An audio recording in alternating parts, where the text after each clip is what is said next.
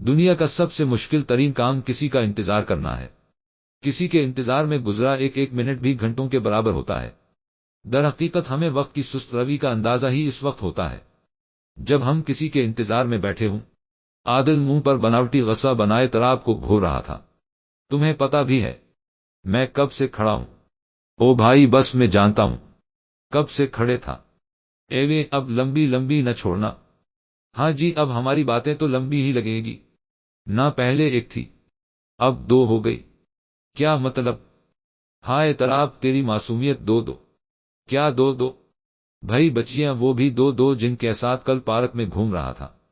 وہ پارک نہ یاد کروا یار، بہت الجھن ہے تو بندہ پہلے حوصلے سے کام لے لینا۔ ادھر میں تمہیں عورتوں کی سب سے بڑی خامی بتاتا ہوں۔ تراب عادل کو کھینچتا ہوا درخت کے نیچے لگی کرسیوں پر لے گیا۔ چلو شکر ہے ہمیں بھی کچھ گیان تو ملے گا۔ تجھے پتا ہے عادل، لڑکیاں بڑی جلد بازی ہوتی ہیں، مطلب بے صبری۔ ارے نہیں، ویسے صبر کر لیتی ہیں مگر جلد باز ہوتی ہیں یا شائی۔ بس کر تراب، جب تم خود ابھی تک اچھے سے نہیں جانتے تو مجھے کیا خاک سمجھاؤ گے؟ عادل نے تراب کی بات ٹوک دی تھی اور پھر ایک نظر ادھر ادھر دیکھ کر بولا، تراب ایک بات سچ سچ بتا، یہ درخت ابھی گرے اور تو یہاں ہی ختم ہو جائے، اگر تو جھوٹ بولے۔ او ہیلو بھائی، خیر ہے نہ؟ تراب حیرانی سے عادل کو دیکھنے لگا۔ تراب تو پھر سچ بولے گا؟ ہاں بھائی ظاہری بات ہے، اب میرے مرنے کا تو کوئی ارادہ نہیں۔ تراب تو وہابی تو نہیں ہو گیا؟ کیا وہابی؟ تراب کی حیرانی میں مزید اضافہ ہو گیا تھا کہ اس بات کے لیے اتنی بڑی بدا کیوں؟ وہابی انسان نہیں ہوتے کیا؟ مردود ہوتے ہیں تو بھی ان میں سے تو نہیں ہو گیا کیا؟ ہاں جی، اور وہ گستاخ بھی ہوتے ہیں اور پکے جہنمی ہیں، اور جنت کا ٹکٹ صرف پیر صاحب اور ان کے مریدین کو ملے گا۔ تراب کے منہ سے یہ سن کر عادل کے چہرے پر مسکراہٹ آ گئی تھی۔ وہ تراب کا طنز بالکل سمجھ نہیں سکا تھا۔ مجھے پہلے ہی پتا تھا تراب تو صحیح ہو جائے گا اور درگاہ پر ضرور جائے گا۔ یہ تمہیں وہابیوں سے بلکہ اپنے فرقے کے علاوہ ہر کسی سے اتنی نفرت کیوں ہے؟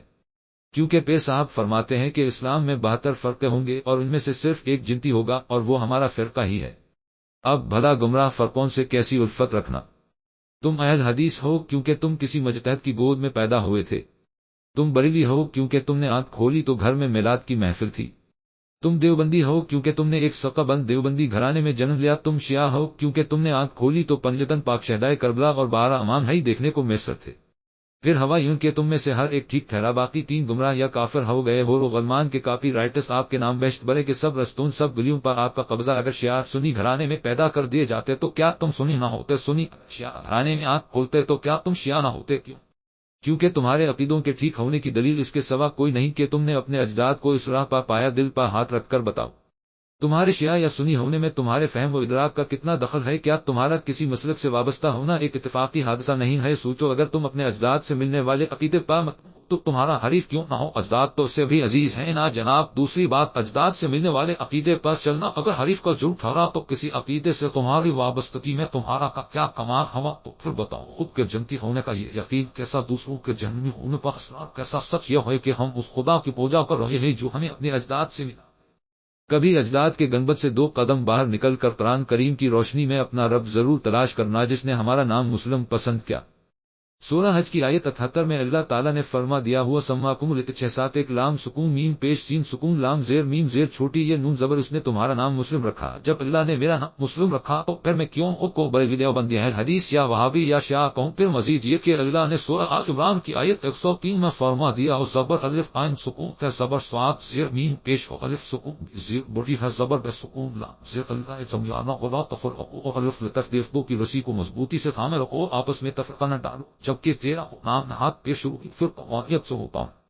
تراب نے پانی کا گلاس پکڑا جو عادل تراب کی طرف بڑھا چکا تھا اور ہونٹوں کو لگا لیا۔ تراب، سچ بتاؤں تو تیری باتیں کبھی کبھی ٹھیک تو لگتی ہیں مگر دل نہیں مانتا۔ کہاں اتنے بڑے پیروران کے ہزاروں مرید اور کہاں اکیلا تو جو اپنی 1.5 اینٹ کی مسجد الگ بنانے پر بسط ہے۔ تیرے باپ دادا تو ایسے نہ تھے۔ اس بار درگاہ پر ہونے والی قوالی میں تو خود تو گیا نہیں، اوپر سے دوسروں کو بھی منع کرتا رہا۔ میرے بھائی، علم کے میدان میں جذبات کی کوئی قدر نہیں ہوتی۔ جب علمی بات ہوگی تو پھر علمی دلائل رکھے جائیں، نہ کہ جذبات۔ درگاہ والے پیر بہت پہنچی ہستی ہیں، وہ غلط نہیں ہو سکتے، یہ تمہارے جذبات ہیں، علمی دلائل نہیں۔ اور کیسی قوالی کی بات کرتا ہے؟ اس میوزک سے بھرپور چند اشعار کی اگر قوالی کرنا اور سننا اتنا ہی نیک کام ہے تو پھر یہ نیک کام آج تک مسجد میں کیوں نہیں ہوا؟ کبھی تم نے سنا کہ مسجد میں قوالی ہوئی ہو؟ اور تم جانتے بھی ہو کہ میوزک اسلام میں حرام ہے۔ احادیث کی سب سے معتبر کتاب صحیح بخاری میں موجود ہے۔ لیکن من امتی اقوام یستحلون الحر والحریر والخمر والمعزف۔ نبی کریم صلی اللہ علیہ وسلم نے فرمایا، عنقریب میری امت میں ایسے لوگ پیدا ہوں گے جو زنارشن، شراب اور گانے بجانے کے آلات کو حلال سمجھیں گے۔ اس سے ثابت نہیں ہوتا کیا کہ اسلام میں میوزک کی ممانعت کس حد تک ہے؟ ایک منٹ طراب یہاں ہی روکو۔ عادل نے طراب کو ٹوک دیا۔ اگر اسلام میں یہ سب جائز نہیں تھا تو یہ قوالیوں کا جنم کہاں سے ہوا؟ اور یہ جو نعت خوان دف کے ساتھ نعت پڑھ رہے ہوتے ہیں، کیا ان کو ان احادیث کا نہیں پتا؟ عادل کی آنکھیں پٹھی ہوئی تھی اور چہرہ زرد ہو چکا تھا۔ یہ قوال اور قوالیاں صوفی ازم کی ایجاد ہیں، ان کا اسلام سے کوئی تعلق نہیں جہاں تک میں جانتا ہوں۔ یہ قوالی کی ایجاد کا صحرا صوفی بزرگ معین الدین چشتی اجمیری کے سر ہی جاتا ہے، اور پھر انہی کی دیکھا دیکھی دف والی نعتیں بھی شروع ہو گئی، اور پھر روکتا بھی کون؟ وہ ایک امام مسجد جس نے صرف قرآن کو رٹا مارا ہوا ہے۔ یہ فیصلہ ہمیں کرنا ہے کہ ہمیں اس خدا کی عبادت کرنی ہے جس کا تعارف قرآن میں موجود ہے، یا اس خدا کی جس کا تعارف یہ پیرون فقیرون اور صوفیہ نے ہمیں کروایا ہے۔ طراب تمہاری باتیں میرے دماغ میں ہلچل مچا دیتی ہیں، جو مرضی ہو جائے، اب میں تمہیں درگاہ پر ضرور لے کر جاؤں گا تاکہ معاملہ کھل کر سامنے آ سکے، کیونکہ دلائل تو دونوں طرف ہیں۔ ارے مجھے مرنے کا شوق نہیں ہے، ایسا کچھ نہیں ہوگا۔